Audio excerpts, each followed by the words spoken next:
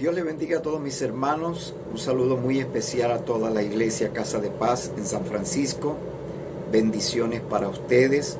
Deseo que el Señor los siga bendiciendo grande y ricamente a través de este nuevo aniversario. Y hoy quiero compartir con ustedes una palabra que se ha titulado de la siguiente manera: bajo la suficiencia de nuestro Dios.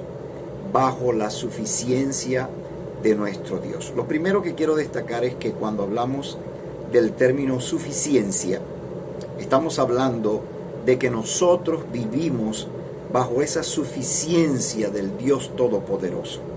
Y esa palabra suficiente quiere decir bastante, cuando ya tengo bastante, cuando ya no necesito nada más, cuando todo lo que necesitaba ha sido suplido. Esa palabra suficiente quiere decir que yo he llegado al nivel de todo lo que necesitaba, que estoy lleno y que estoy completo. Así que cuando hablamos de la suficiencia de nuestro Dios, o bajo la suficiencia de nuestro Dios, estamos hablando de que vivimos completos bajo el dominio, el control y la soberanía de nuestro Dios. Hoy quiero compartir 3 aspectos importantes de esta suficiencia de nuestro Dios. Lo primero es que Dios es suficiente para proveer. Escucha bien, Dios es suficiente para proveer todo lo que nosotros necesitamos en la obra del Señor. Todo lo que nosotros anhelamos dentro de la obra del Señor, el Señor lo va a proveer, lo va a suplir, porque Él es suficiente. No necesitamos de nada más ni de nadie más. Todo lo suple el Señor. Nosotros lo único que necesitamos es poner en acción nuestra fuerza, nuestras ganas, nuestro deseo de servirle. Pero el Señor se encargará de todo lo demás. En Mateo capítulo 17, versículos 24 al 27, escucha bien lo que el Señor hizo cuando le llegaron a cobrar los impuestos que él tenía que pagar. Repito la cita, Mateo capítulo 17, versículos 24 hasta el versículo 27. Cuando llegaron a Capernaum, se acercaron a Pedro los que cobraban el impuesto de las dracmas y dijeron: ¿no paga vuestro maestro las 2 dracmas? Él dijo: sí. Y cuando él llegó a casa, Jesús se le anticipó diciendo: ¿qué te parece, Simón? ¿De quiénes cobran tributos o impuestos los reyes de la tierra? ¿De sus hijos o de los extraños? Y Pedro respondiendo le dijo: de los extraños. Jesús le dijo: entonces sus hijos están exentos. Sin embargo, para que no los escandalicemos, ve al mar, escuche bien esto, ve al mar, echa el anzuelo y toma el primer pez que salga, el primer pez que salga, y cuando le abras la boca, hallarás esta versión dice estafer. Tómalo y dáselo por ti y por mí. Escuche bien. Le están cobrando los impuestos al Señor. El Señor no tiene dinero. Los discípulos no tienen dinero. Pero el Señor de una forma milagrosa le dice: Pedro, vete al mar. Tira un anzuelo y el primer pez que saques, que ya lo pesques, ábrele la boca. Dentro de la boca de ese pez está el dinero que necesitamos para pagar mi impuesto y el tuyo también. ¿Qué le parece? Así que el Señor Jesucristo, de una forma milagrosa, por ser suficiente para todas las cosas, por no tener necesidad de nada ni de nadie, por ser Él el dueño de todas las cosas, sencillamente utilizó la naturaleza, lo que Él creó, a un pez, y de ese pez el Señor, repito, de una forma milagrosa, sacó lo necesario para suplir lo que le estaban cobrando, no solamente para Él, sino también para el apóstol Pedro. Así que el Señor es suficiente para cubrir su obra, sus gastos, sus necesidades, pero también para cubrir los tuyos. Creámosle al Señor. Lo que necesitamos es ver en las Escrituras el poder que el Señor tiene, lo milagroso que Él es, lo suficiente que Él es para hacer todas las cosas. También hay otra palabra en el Evangelio San Marcos, en San Marcos capítulo 14, los versículos 12 al 25, dice: el primer día de la fiesta de los panes sin levadura, cuando se sacrificaba el cordero de la Pascua, sus discípulos le dijeron: ¿dónde quieres que vayamos y hagamos los preparativos para que comas la Pascua? Y envió a 2 de sus discípulos y les dijo: id a la ciudad, y allí os saldrá al encuentro un hombre que lleva un cántaro de agua, seguidle. Escuche bien esto, les va a salir al encuentro a ustedes un hombre con un cántaro, síganle. Y donde él entre, decid al dueño de la casa. Escúcheme, la casa no era de Jesús, no era de ninguno de los discípulos. Jesús, de una forma sobrenatural otra vez, le dice a uno de sus discípulos: vete, te va a salir al encuentro un hombre que lleva un cántaro, síguele. Y cuando llegues a la casa, decirle al dueño de la casa lo siguiente: el maestro dice, ¿dónde está mi habitación? En otra versión dice mi aposento, en la que pueda comer la Pascua con mis discípulos. Y él os mostrará un gran aposento alto. Escuche bien, un gran aposento alto. Lo que Dios provee como suficiente no son cosas malas. Todo lo que el Señor provee son cosas extraordinarias, más allá de lo que tú y yo podemos pensar y de lo que podemos imaginarnos. El Señor siempre hace más allá de lo que nosotros pedimos y anhelamos. Así que Él te va a mostrar un aposento alto y está muy grande, es un gran aposento. Esta versión dice amoblado y preparado. Amoblado y preparado. En otra versión dice dispuesto. Creo que la Reina Valera dice ya dispuesto. Así que Jesús dice, ya el lugar está listo. Todo lo que el Señor provee está listo para lo que nosotros necesitamos, para lo que necesita la obra de Dios, para lo que el Señor quiere hacer. Todo está listo. Solo hay que moverse en fe y creer lo que el Señor va a hacer, porque Él es un Dios suficiente. Y tú y yo vivimos bajo la suficiencia de ese Dios. No importa la circunstancia, no importa cómo estemos viviendo. Los discípulos todos estaban viviendo en escasez. No había dinero para pagar los impuestos, no había un lugar para celebrar la cena, pero no importa, el Señor proveyó porque Él es un Dios suficiente. También en Marcos, en el Evangelio según San Marcos, capítulo 11, versículo 1 al 3, el Señor nos habla de otra forma asombrosa de cómo Él hace las cosas.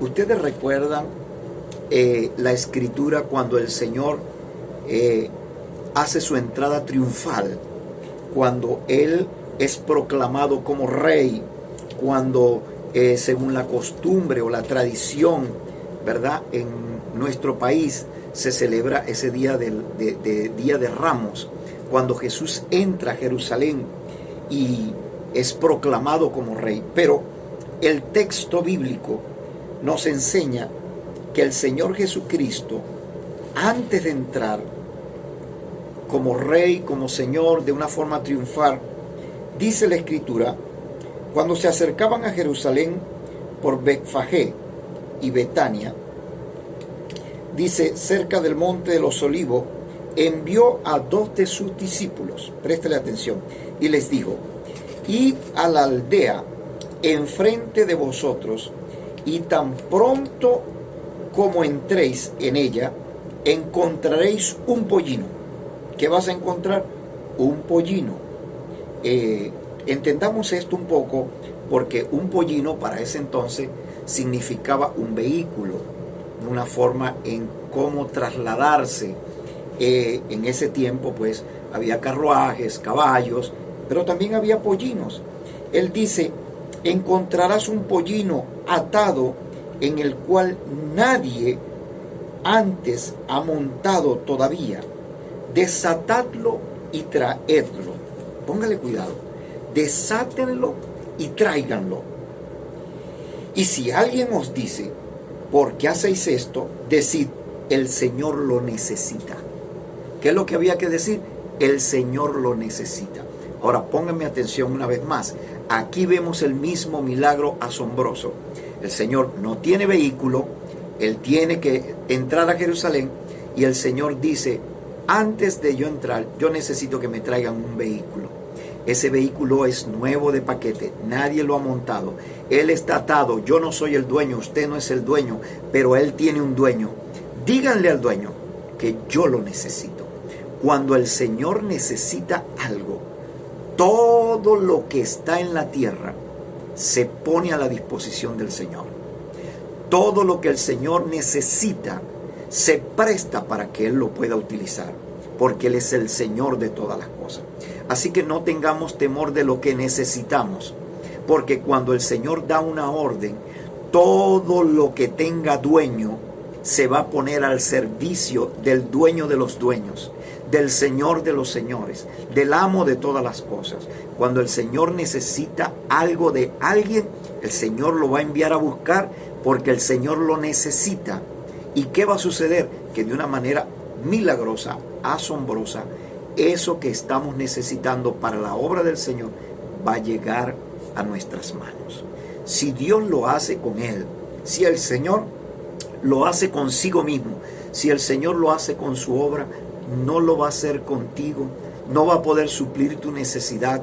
Cuando Él dijo que tú y yo valíamos más que las aves del cielo, que los lirios del campo, ¿no valéis vosotros más, hombres de poca fe?, nos dijo. Si nosotros somos más valiosos para el Señor, también todo lo que necesitamos será suplido por la suficiencia de nuestro Dios. Así que todo lo que el Señor necesita está disponible para que el Señor lo pueda utilizar. Quiero finalizar esta parte de la enseñanza con Hebreos 13, 5 al 6.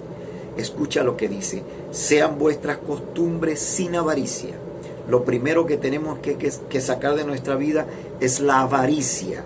No debemos tener como costumbre el ser avaros, el desear más de la cuenta, el que nunca estemos satisfechos con nada, en que aun cuando hoy tenemos más, queremos más todavía. No, nuestra vida debe ser sin avaricia. Dice el Señor, contentos con lo que tenéis hasta ahora. Mi pregunta para ti, mi amado hermano, es: ¿estás contento con la casa que tienes? ¿Estás contento con el carro que tienes? ¿Estás contento con la familia que posees? ¿Estás contento con el trabajo que el Señor te ha dado? ¿Estás contento hasta ahora o estás amargado? El Señor dice en su palabra, está contento. Está contento con lo que tengáis. ¿Por qué? Porque el Señor te va a decir ahorita, está contento con lo que tienes, porque no te vas a quedar allí. Yo te voy a llevar para más cosas. ¿Por qué lo digo?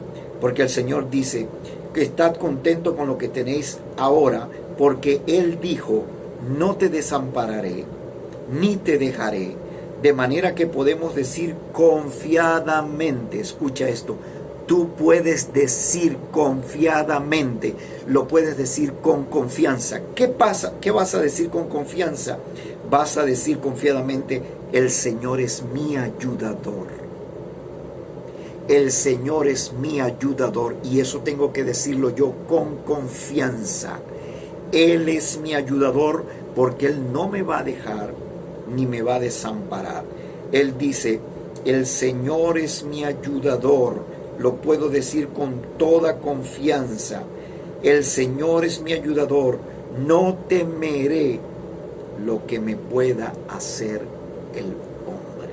Este texto aun cuando está hablando de una protección, también está hablando de provisión, porque el texto está hablando de tener una vida sin costumbres avaras, y está hablando también de estar contento con lo que tenemos hasta ahora, pero también nos enseña que dentro de ese beneficio que recibimos del Señor, de esa confianza, de esa suficiencia que el Señor tiene, podemos decir confiadamente: el Señor es mi ayudador, es mi ayudador. En cualquier circunstancia de mi vida, Él me va a ayudar, y lo puedo decir con toda confianza. ¿Cómo lo vas a decir? Con toda confianza. Lo puedes decir confiadamente: el Señor es tu ayudador. Y así como ayudó a Pedro para conseguir el dinero para pagar los impuestos, y así como consiguió el aposento alto, ya preparado, bien equipado para celebrar la cena con sus discípulos, y así como consiguió el pollino 0 kilómetros, no montado por nadie más. El primero que lo montó fue nuestro Señor Jesucristo, no era de Él, pero todo está a la disposición del Señor, porque Él es suficiente y porque Él lo necesitaba.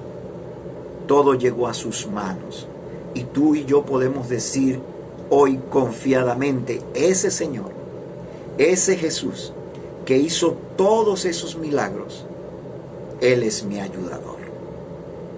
Él es mi ayudador. Él es mi ayuda. En estos momentos difíciles, Él es tu ayudador. En estos momentos de escasez, Él es tu ayudador.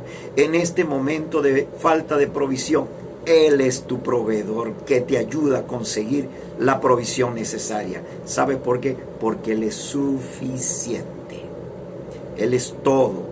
Él es lo que yo necesito. Tú no necesitas de nadie más ni de nada más. Tú necesitas es de la confianza que puedas tener en tu Señor. Otro de los aspectos importantes que quiero resaltar es que Dios es suficiente no solo para proveer, sino también es suficiente para proteger nuestra vida. El mismo texto que acabamos de leer en Hebreos capítulo 13, versículo 6, está diciendo: sean vuestras costumbres sin avaricia, contento con lo que tenéis ahora, porque Él dijo: no te desampararé. Y ahora quiero detenerme en estas dos palabras: no te desampararé ni te dejaré. No te desampararé ni te dejaré. Anteriormente habíamos dicho que el Señor te dice: puedes decir confiadamente que Él es tu ayudador. Pero Él dice ahora en ese mismo texto: yo nunca te voy a desamparar ni te voy a dejar. Escucha bien las dos palabras: desampararé. El amparo es cuando alguien te protege. El amparo es cuando alguien te cubre. El amparo es cuando tú puedes contar con esa protección, con ese cuidado. Cuando tú puedes contar con un techo, tú te puedes amparar debajo del techo para que la lluvia no te caiga. Te puedes amparar debajo de ese techo para que el sol no te queme. Un amparo es el abrigo, un amparo es la ayuda, un amparo es la protección que Dios te puede dar. La Escritura dice aquí que Él dijo: yo no te voy a desamparar. El amparo te dice: nunca estarás solo, siempre estarás conmigo. Siempre estaré contigo, siempre estaremos juntos, porque yo no te voy a desamparar, no te desampararé, no te dejaré solo, no estarás solo en la vida. En medio de esta situación en la que vivimos, no estaremos solos, porque Él es suficiente para protegernos, porque Él tiene todo el poder para protegernos. Él dice, no te desampararé. Si otros te desamparan, si tus hijos se fueron de la casa porque tuvieron que irse del país, Dios dice, yo no me voy del país, yo me quedo contigo porque he prometido que no te desampararé. Si los vecinos que tenías se fueron del país, el Señor te dice, ellos se fueron, pero yo no me voy, yo estoy contigo, yo no te voy a desamparar. Cuando todo el mundo te da la espalda, es cuando el Señor te dice, yo te amparo, yo te protejo, yo te cubro, yo soy tu protección. Un himno bien antiguo, pero bien hermoso, dice, castillo fuerte es nuestro Dios, defensa y buen escudo. Castillo fuerte es nuestro Dios, defensa y buen escudo. ¿Y sabe quién escribió esas letras? La escribió Martín Lutero. La escribió Martín Lutero cuando estaba huyendo, cuando andaban buscándolo para matarlo, para meterlo en la hoguera. Él se refugió en un castillo y en ese castillo él se imaginó que las murallas de ese lugar, que las paredes de ese castillo eran igual a él, al Dios que él tenía, eran igual a su Dios. Y él, tomando de allí esa idea, logró hacerle una canción a Dios y decirle, Señor, castillo fuerte eres tú, mi Dios, defensa y buen escudo. Así que tienes un buen escudo, tienes un castillo que te protege, tienes un protector que te dice, no te voy a desamparar. Aunque te busquen para matarte, no te voy a desamparar. Y la segunda palabra a la cual quiero hacer referencia en Hebreos capítulo 13, versículo 6, es que él dice, no te desampararé, pero tampoco, dice el Señor, tampoco te dejaré.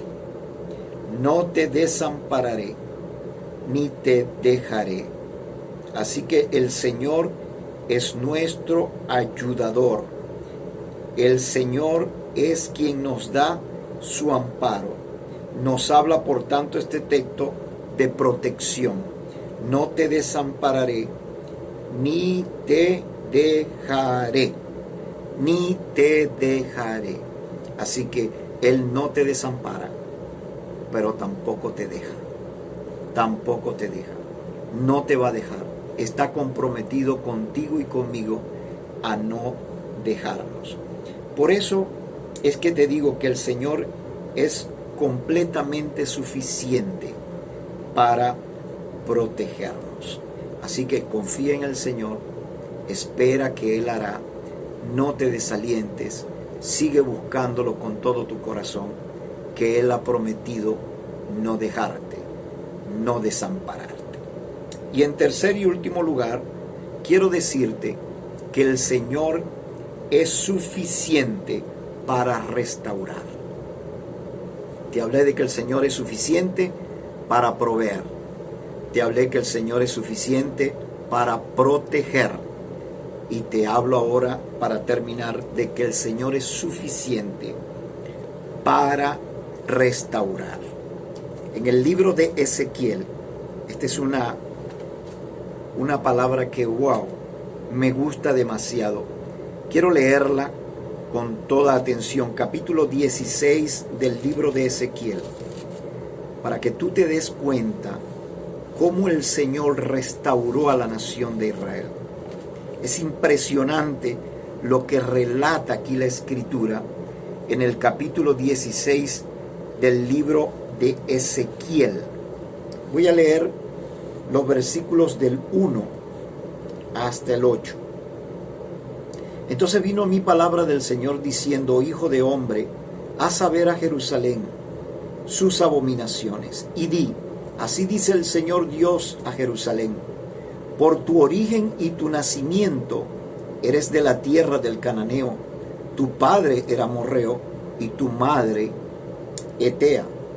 En cuanto a tu nacimiento, escuche bien esto, en cuanto a tu nacimiento, el día que naciste, no fue cortado tu cordón umbilical, no fuiste lavada con agua para limpiarte, no fuiste frotada con sal, ni envuelta en pañales. O sea, se está haciendo referencia a un nacimiento donde el niño está siendo descuidado. Alguien lo tuvo, pero el niño está totalmente descuidado. Nadie lo ayudó, nadie lo limpió, nadie le puso un pañal. Está abandonado. En cuanto a tu nacimiento, le dice el Señor, dice, ningún ojo se apiadó de ti para hacer por ti alguna de estas cosas, para compadecerse de ti, sino que fuiste echada al campo abierto, porque fuiste aborrecida el día en que naciste. Yo pasé junto a ti, está hablando el Señor, y te vi revolcándote en tu sangre. Imagínese, una nación que nace y nadie se apiada de ella, como un niño que nace y nadie lo cuida. Pero dice el Señor, yo pasé por allí, yo pasé junto a ti y te vi. Y dice la Escritura que te vi para compadecerse de ti, sino que fuiste echada al campo. Yo pasé junto a ti y te vi revolcándote en tu sangre.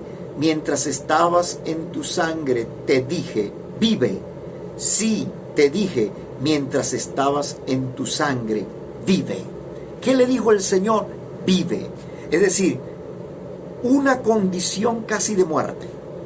La nación había comenzado a vivir, estaba recién nacida y su destino era morir. Jesús, Dios, el Padre Eterno, la vio allí bañada en sangre, nadie la estaba cuidando, no tenía pañales, estaba envuelta en su propia sangre, y Él dice, yo pasé por allí y te vi. Estabas lista para morir, pero te dije, vive. ¿Sabes lo que nosotros necesitamos para restaurarnos? Solo una palabra de parte de Dios. Que el Señor nos diga, vive, vive. Que el Señor nos hable y nos diga, otros te creerán muerto, pero yo te digo que tú vives. Yo te digo que para mí tú estás vivo. Te hice tan numerosa como la hierba del campo, y creciste, te hiciste grande, y llegaste a la plenitud de tu hermosura. Se formaron tus pechos, y creció tu pelo, pero estabas desnuda y descubierta. Entonces pasé junto a ti y te vi. Una vez más lo dice. Y he aquí, tu tiempo era tiempo de amores. Ah, gloria al Señor por esto.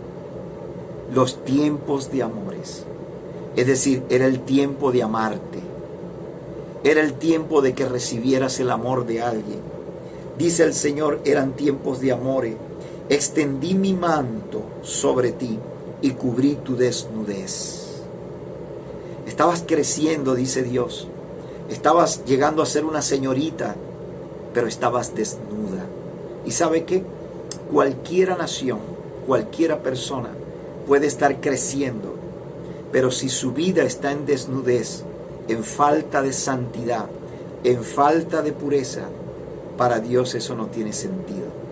¿De qué te vale ser una persona tan importante, tan relevante, y que tu vida esté sumergida en el pecado?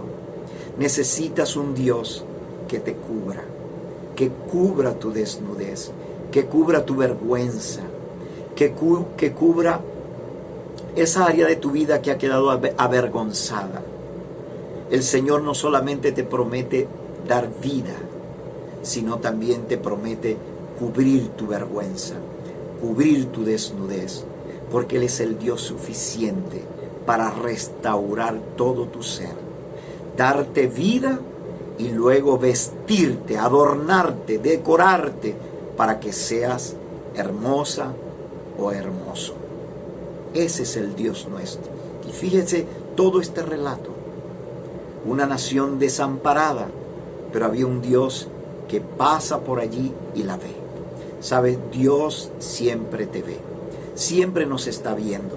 y Él está dispuesto a tendernos la mano. Dice la Escritura, versículo 8, entonces pasé junto a ti y te vi, y he aquí tu tiempo era tiempo de amores, extendí mi manto sobre ti y cubrí tu desnudez. Mira, te hice juramento y entré en pacto contigo. Fíjense los pasos como Dios está haciendo las cosas. Dice el Señor, primero eran tiempos de amores, luego dice, extendí mi manto sobre ti y cubrí tu desnudez. Y número 3, ahora te hice un juramento y entré en pacto contigo. Gracias al Señor por sus juramentos. Gracias al Señor por sus pactos. Porque sus pactos, los pactos que Dios ha hecho con nosotros, es lo que nos mantienen vivos, es lo que nos dan las fuerzas. Porque cada vez que recordamos un pacto de Dios con nosotros, eso nos da fuerza y nos levanta y nos dice, todavía se puede continuar, todavía podemos seguir. Cuando miramos ese pacto de la cruz, cuando miramos ese pacto que el Señor hizo por nosotros en la cruz del Calvario, cuando miramos el pacto de su sangre, cuando miramos el nuevo pacto que tenemos en Cristo Jesús, eso nos da vida. ¿Sabes qué? Un nuevo pacto que te dice, si has fallado, tienes un abogado, que si confiesas sus pecados a Él, Él te perdona y te limpia de toda maldad. ¿Sabes qué? Hay un pacto contigo, hay una palabra de parte de Dios, que Dios dice, yo no soy hombre para mentir, ni hombre para arrepentirme. Todo lo que yo prometo y digo, yo lo cumplo. Ese es el nuevo pacto, un pacto eterno que el Señor nos ha dado para levantarnos. Y cuando recordamos esos pactos, entonces el Señor también los recuerda y dice, tengo un pacto contigo. Lo hizo con Israel. Cada vez que el Señor se acordaba de sus pactos, del pacto con Abraham, con Isaac, con Jacob, Dios actuaba por causa de ese pacto. Gracias porque estamos bajo un pacto eterno, un pacto de gracia. Dice el Señor, te hice un juramento y entré en pacto contigo. Declara el Señor Dios, y fuiste mía. Fuiste mía. El Señor te ha hecho su propiedad. Tú eres propiedad de Dios. Dice la Biblia que somos pueblo santo, pueblo adquirido por Dios. Somos algo especial para nuestro Dios, porque Él nos adquirió. Luego dice el 9, te lavé con agua, te limpié la sangre y te ungí con aceite. Te vestí con tela bordada y puse en tus pies sandalias de piel de marsopa. Te envolví con lino fino y te cubrí con seda. Te engalané con adornos. Puse brazaletes en tus manos y un collar a tu cuello. Puse un anillo en tu nariz, pendientes en tus orejas y una hermosa corona en tu cabeza. Yo no sé cómo harán aquí aquellas personas que no se colocan arés ni adornos, pero aquí el Señor dice que Él adornó a esta nación. Es decir, le dio otra vida, la puso hermosa, la puso atractiva, es decir, la hizo que llamara la atención. Lo que el Señor busca con tu vida y con mi vida es llamar la atención de los pecadores, hacerles ver a ellos que en Dios tenemos una mejor vida, vivimos de una manera mejor, que nuestra vida brilla, que nuestra vida es hermosa, que nuestra vida es, perdonen la expresión, codiciable, es deseable, porque no hay nada más hermoso cuando el Señor te recoge del muladar, del basurero, de la vida que tú llevas, de la condición en la que estás, y te lleva a una mejor vida, a una mejor condición, y te embellece de una manera espectacular. Te vestí con telas bordadas, dice el Señor. Versículo 11 dice, te engalané con adornos, pues brazaletes en tus manos y un collar en tu cuello, pues puse un anillo en tu nariz, pendientes en tus orejas y una hermosa corona en tu cabeza. Estabas adornada con oro y plata, y tu vestido era de lino fino, seda y tela bordada. Recordemos que el lino fino en el Nuevo Testamento son las acciones justas de los santos. Lo que el Señor está hablando aquí es: te di una vida de santidad, te di una vida de pureza. Y no hay nada más hermoso que vivir en una vida de santidad, en una vida de pureza. Una vida de santidad vale mucho. Una vida de santidad es lo más hermoso que tú puedes tener. Es una vida de bien, de limpieza, de cosas extraordinarias que Dios puede hacer en tu vida, pero de una manera donde tus pensamientos son puros, donde tu boca es pura, donde tu mirada es pura. Ese es el Dios que nosotros tenemos. Y dice: llegaste a ser de la realeza. Imagínense, el Señor llevó una nación de donde estaba tirada, bañada en sangre, y la convirtió en una nación de realeza. Eso es lo que nosotros somos. Cuando en el Nuevo Testamento dice el apóstol Pedro que nosotros somos nación santa, real sacerdocio, ese real no se está refiriendo a que es verdadero, a real de realidad, no, se está refiriendo a que somos real de una realeza. Es decir, el Señor hizo de nosotros, de la iglesia, un sacerdocio real, un sacerdocio de realeza. Gente que se iba a dedicar a Dios, al ministerio, porque eso es un sacerdote, a la intercesión por los santos, porque eso es un sacerdote, a las cosas santas. Pero era un sacerdocio no de clase baja, no es un sacerdocio allí mediocre, no. Dios hizo de nosotros un sacerdocio de realeza, de altura, porque ese es el Dios que tenemos, un Dios suficiente. Así que, mi amado hermano, si te has sentido un poco debilitado en la fe, si estás frío, si te has descarriado, si hay alguien que me está viendo y escuchando que todavía no ha recibido a Cristo en su corazón y se siente como esta nación, allí tirado, envuelto en su sangre, desnudo, con una vida llena de pecado, de maldad, allí envuelto sin poder salir, te digo que tenemos un Dios suficiente para restaurarnos. Él lo hizo con la nación de Israel, Él lo hizo con la iglesia, Él lo hizo con nosotros, también lo puede hacer contigo. Así que hoy te dejo en tu corazón, te dejo en tu mente y en tus pensamientos que tienes un Dios suficiente. Con Cristo lo tienes todo, sin Cristo no tienes nada. Tienes un Dios suficiente, número 1, para proveerte, para tus necesidades. Número 2, para protegerte. Y número 3, para restaurarte. Ese es tu Dios, ese es mi Dios, ese es el Dios de la Biblia. Que Dios te bendiga y te guarde en gran manera y sigue adelante.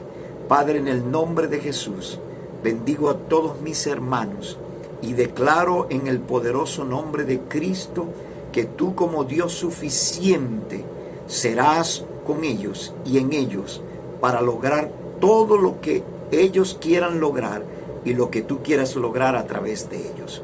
Declaro en el nombre de Cristo que tú, Señor, proveerás para todas las necesidades de tu obra en ellos, allí en ese lugar. Como también, Señor, tú harás que cada uno de ellos sea protegido por tu suficiencia. Y también, Señor, que tú levantarás y restaurarás a todo aquel que lo necesite. En el nombre poderoso de Cristo. Amén y amén. Dios te bendiga.